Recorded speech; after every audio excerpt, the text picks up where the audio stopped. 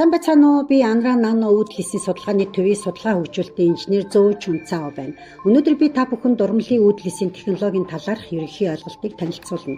Мөн Андраа Нано компани ургамлын үүд хийсийн технологи хэрхэн хөгжсөн түүхийг товчхон тайлбарлана.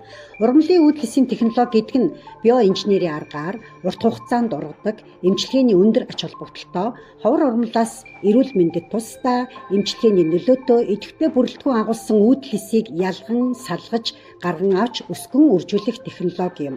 Энэхүү технологи нь ховор ургамлын нөөцийг хамгаалахын зэрэгцээ хэрэглэгчдийн өсөн нэмэгдэж буй хэрэгцээ болон хурдтайгаар багасж буй ургамлын нөөцийн хоорондын зөрчлийг үндсээр нь шийдэж чаддаг. Ингэснээр энгийн иргэд ч ховор ургамлын шимт хичээлийг хүртэх боломжтой болдог. Ургамлын үүд хийсийн технологи нь аюулгүй, өндөр үр дүнтэй, байгалийн гаралтай, хөдөө аж ахуйн бохирдолгүй, нүрс төрөгч багтаа, байгаль дээлтэй, газар болон усны нөөцийг хэмндэг тул нөөцийн хомсдлыг шийдэх шин гарц болдог. Энэ нь ногоон хөгжлийн доктортой хөгжлийн үзэл баримтлалтаа бүрэн нийцдэг. Олон жилийн турш Анран компани нано материал болон ургамлын үүд хийсийн чиглэлээр дотоодын тэргүүлэх их сургуулиудтай техникийн хамтын ажиллагаа хийж ирсэн. 2014 онд Анран Групп Харбин технологийн их сургуультай хамтран нано амьдралын эрүүл мэндийн шинжилгээ ухааны судалгааны төвийг байгуулж ургамлын үүд хийсийн судалгааг эхлүүлэх томоохон үр дүнд хүрсэн. 2017 онд Анран үүд хийсийн судалгааны төвийг байгуулж өндөр мэргэжсэн судалгааны баг бүрдүүлсэн. Судлаачдын 70% нь магистр, докторийн зэрэгтэй. Тус төв нь үүд хийсийн технологи, биотехнологи, эмзүү, хоол тэжээлийн судлал, гоо сайхны технологи чиглэлээр судалгаа хийдэг. Судалгааны төв нь БА түвшний хэд цэвэр орчны лабораторитой. 2020 он Вэхэ хотын ургамлын үүд хийсийн инженерийн лабораториор, 2021 онд ургамлын үүд хийсийн биотехнологийн чухал лабораториор албан ёсоор баталгаажсан. Ойролцоогоор 10 жилийн гүнзгий судалгааны үр дүнд Анран компани ургамлын үүд хийсийн технологи томоохон дэвшилт хүрч дотоодын шинжлэх ухаанд байсан хоосон орон зайг нөхсөн. 2021 оны шинжлэх ухааны шалгалтын тайланд дотоодын ижил төрлийн судалгаа байгаагүй нь тогтоогдсон. Иймээс энэ технологи нь улсын хэмжээнд тэргүүлэх түвшинд хүрсэн. Анраны хүн орхиодоо үүд хийсийн докторгүй үндэс өсгөрлөх гол технологи мэргэжлийн үнэлгээний төвөөр баталгаажиж дотоодын тэргүүлэх түвшинд хүрсэн гэж дүгнэгдсэн. Одоогийн байдлаар ургамлын үүд хийсийн чиглэлээр 40 гаруй улсын шинэ бүтээлийн патент бүртгүүлсэн. 2023 оны 2 дугаар сарын 10-ны байдлаар нийт 24 шинэ бүтээлийн патент авсан байна. Хүн орхиодоо үүд хийсийн салбарын стандарт, үндэс өсгөрлөх технологийн стандарт улсын хэмжээнд хөдөө аж ахуйн яамаар батлагдан албан ёсоор хэрэгжиж эхэлсэн.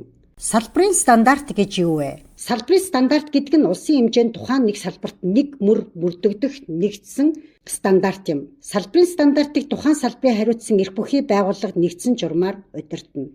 Салбарын стандартын хамрах хүрээг төрийн холбогдох байгууллагууд санал болгож улсын стандартын байгууллага хянаж баталсны дараа албан ёсоор зарладаг. Тэгвэл ямар компани салбарын стандарт боловсруулахад оролцож чаддаг вэ? Салбарын стандарт боловсруулахын тулд компани тодорхой байр суурь чадвартай байх ёстой. Нэгдүгээрт тухайн салбартаа нөлөө бүхий байх. Хоёрдугаарт компани техникийн мэргэжилтэнгүүд салбартаа нөлөөтэй байх. Гуравдугаарт зах зээлийг тэлэх, эзлэх, бодит хэрэгцээтэй стандарт боловсруулах ажлыг дэмжихэд бэлэн байх. Өөрөөр хэлбэл стандартын бичиг баримт боловсруулахад хөрөнгө оруулах чадвартай байх. Нэгдүгээр зэрэглэлийн компани стандарт тогтоодог, хоёрдугаар зэрэглэлийн компани брэнд бүтээдэг, гуравдугаар зэрэглэлийн компани зөвхөн бүтээгдэхүүн зардаг. Анран компани салбарын стандарт боловсруулахад оролцож буй түүнийг хүн орхиодоо үүд хийсийн салбарт манлайлагч, удирдагч байр суурьтай салбарын дуу хоолойтой болсныг илэрхийлж байна. Анран компани хүн орхиодоо үүд хийсийн хөгжлийн түүх 2014 онд 95 сая төгрөгтөд дүйцэх 950 мянган юаны хөрөнгө оруулалтаар их дээд сургуулиудтай хамтран Анран Нано амьдралын эрүүл мэндийн судалгааны төвийг байгуулж ургамлын үүд хийсийн судалгааг эхлүүлсэн. Мөн 2014 онд анхны судалгааны төсөл болох хүн орхиодоо үүд хийсийг албан ёсоор баталж төслийг байгуулсан. 2015 онд төслийн баг хүн орхиодоо бүтээгдэхүүний судалгаа хийсэн. 2017 онд Анран Нано ургамлын үүд хийсийн судалгааны төвийг байгуулж 1000 гаруй сая юаны анхны хөрөнгө оруулалтаар лаборатори байгуулсан. 2018 онд жилийн мужийн Чамбашаан уулын шинэхэн зэрлэг хүн орхиодог анх удаа оруулж ирэн туршилтад ашигласан. 2019 онд Анран компани ургамлын үүдэлсийн мэргэжилтэнгүүд Чамбашаан ууланд гүнзгий судалгаа хийж 100 жилийн настай зэрлэг хүн орхотойг оруулан түүний үүдэлсийн судалгааг бүрэн эхлүүлсэн. 2021 онд хүн орхотоо үүдэлсийн технологийн чиглэлээр улсын шинэ бүтээлийн 2 патент авсан. Мөн 2021 онд ургамлын үүдэлсийн анхны судалгааны бүтээгдэхүүн амьдралын их булаг 100 хүн орхотоо ундаа албан ёсоор гарсан. 2022 онд компани санаачилсан улсын стандарт холбогдох байгууллагуудаар батлагдаж албан ёсоор хэрэгжиж эхэлсэн. Мөн 2022 онд Анранд ургамлын үүдэлсийн технологийн парк албан ёсоор суурай тавьж барилгын ажил эхэлсэн. 2023 онд гэхэд хүн орхотоо үүдэлстэй холбоотой улсын шинэ бүтээлийн нийт 24 патенттай болсон. 2023 онд ургамлын үүдэлсийн технологийн парк үйлдвэрлэлд орж, ургамлын үүдэлсийн технологи лабораториос аж үйлдвэрт шилжсэн.